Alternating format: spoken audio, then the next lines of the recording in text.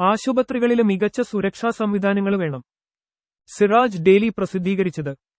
ഗുരുതര രോഗം ബാധിച്ച ആളുകള് ജീവന് രക്ഷിക്കാനായി ഓടിയെത്തുന്ന കേന്ദ്രങ്ങളാണ് ആശുപത്രികള്. ഇവർക്ക് ആശുപത്രി മറ്റൊരു ദുരന്തമായി മാറാൻ ഇടവരരുത്. പ്രാഥമിക പോസ്റ്റ്മോർട്ടം റിപ്പോർട്ട് പുറത്തുവന്നതോടെ കോഴിക്കോട് മെഡി കോളേജിലെ തീപിടുത്തവുമായി ബന്ധപ്പെട്ടുണ്ടായ മരണങ്ങളില് ദുരൂഹത വർദ്ധിച്ചിരിക്കുകയാണ്. 2 പേര് ഹൃദയാഘാതം മൂലമാണ് മരിച്ചതെന്നാണ് റിപ്പോർട്ട്.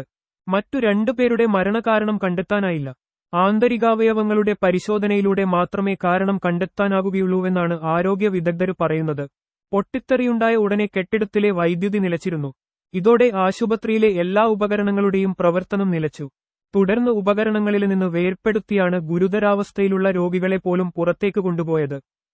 സുരക്ഷാ മാനദണ്ഡങ്ങൾ പാലിക്കാതെയാണ് അപകടം നടന്ന 7 നില കെട്ടിടം നിർമ്മിച്ചതെന്നും കെട്ടിടത്തില് എമർജൻസി വാതിലുകൾ പ്രവർത്തന സജ്ജമല്ലാത്തത് രോഗികളെ പെട്ടെന്ന് മാറ്റുന്നതിന് തടസ്സമായെന്നും ആരോപിക്കപ്പെടുന്നുണ്ട്. ഇതായിരിക്കാം മരണകാരണമെന്ന് സംശയിക്കപ്പെടുന്നുണ്ട്. അതേസമയം തീപിടുത്തവുമായി ഈ മരണങ്ങൾക്ക് ബന്ധമില്ലെന്നും അപകടത്തിനു മുമ്പേ മരണം നടക്കുകയോ അതീവ ഗുരുതരാവസ്ഥയിലാകുകയോ ചെയ്തിരുന്നുവെന്നുമാണ് മെഡി കോളേജ് അധികൃതരുടെ ഭാഷ്യം.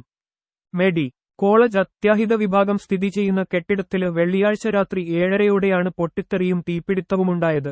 MRI മെഷീനിനുവേണ്ടി മാത്രമുള്ള UPS സൂക്ഷിച്ച മുറിയിലായിരുന്നു പൊട്ടിത്തെറി.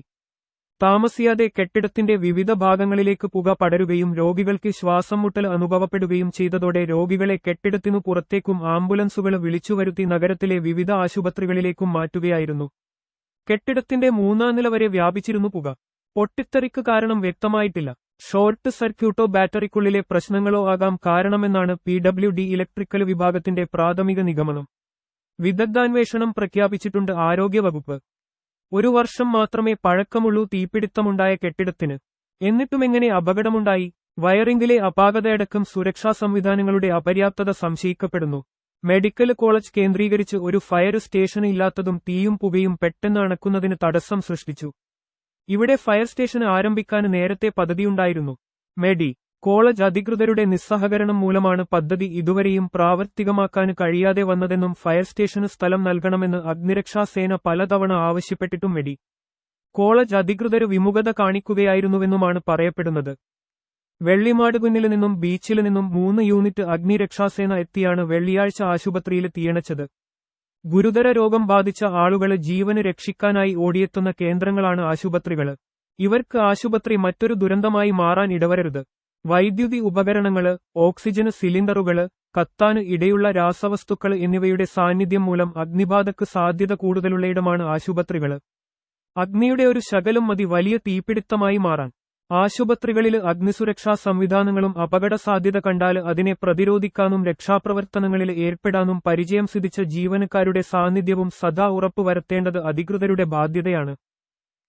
കോഴിക്കോട് മെഡി കോളേജില് തീയും പുകയും പടർന്നപ്പോള് തീകെടുത്തുന്നതിനുള്ള ഉപകരണങ്ങൾ ശരിയായി ഉപയോഗിക്കാനറിയാതെ ജീവനക്കാര് പ്രയാസപ്പെടുന്നത് കാണാമായിരുന്നുവെന്ന് ദൃക്സാക്ഷികൾ പറയുന്നു. രോഗികളുടെ വാർഡുകള്, അത്യാഹിത വിഭാഗം, ICU, ഓപ്പറേഷന് തിയേറ്ററുകള്, സ്റ്റോറേജുകള് തുടങ്ങിയ സ്ഥലങ്ങളില് ഫയർ അലാറങ്ങളും സ്ഥാപിക്കേണ്ടതുണ്ട്. മിക്ക ആശുപത്രികളിലും ഇത്തരം സംവിധാനങ്ങളില്ല. ആശുപത്രി കെട്ടിടങ്ങൾ നിർമ്മിക്കുമ്പോൾ മതിയായ സുരക്ഷാ സംവിധാനങ്ങൾ ഏർപ്പെടുത്താറുമില്ല. ആരോഗ്യരംഗത്ത് വികസിത രാജ്യങ്ങളോട് മത്സരിക്കാവുന്ന തരത്തില് വളർന്നിരിക്കുന്നു കേരളമെന്നാണ് അവകാശവാദം. ചികിത്സാ കേന്ദ്രങ്ങളുടെ സുരക്ഷ ഉറപ്പാക്കുന്ന കാര്യത്തില് നാം വളരെ പിന്നിലാണ്. ഇക്കഴിഞ്ഞ ഏപ്രിൽ 14 ലക്നൌവിലെ ലോക്ബന്ധു ആശുപത്രിയില് വൻതീപിടുത്തമുണ്ടായി. ICU ഉൾപ്പെടെ ആശുപത്രിയിലെ 3 വാർഡുകളെ തീ വിഴുങ്ങിയെങ്കിലും ആളപായമുണ്ടായില്ല.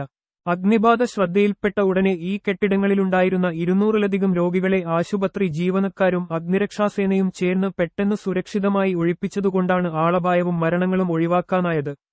ആശുപത്രി അധികൃതരും ജീവനക്കാരും ജാഗരൂകരും രക്ഷാപ്രവർത്തനത്തില് പരിചയ സമ്പന്നരുമെങ്കില് അത്യാഹിതങ്ങൾ ഒഴിവാക്കാനാകും.